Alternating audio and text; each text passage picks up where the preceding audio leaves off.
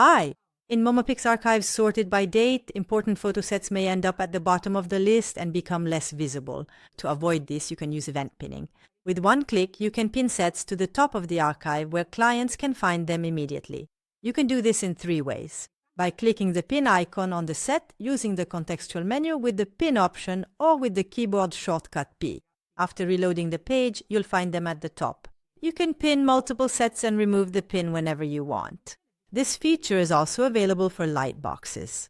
This allows you to create a selection of images and make them visible at the top of the archive, just like photo sets. It's useful for highlighting special occasions. In the dedicated section, right-click on the lightbox cover, then click on Edit Lightbox Metadata.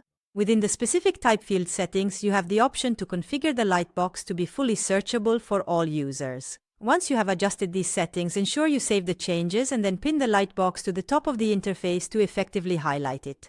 This particular functionality is exceptionally useful for high-profile product launches or busy digital press offices, where it is absolutely essential that all relevant images and media assets must be made immediately available for quick access and distribution at a moment's notice. To activate this feature, contact us and we will enable it for free.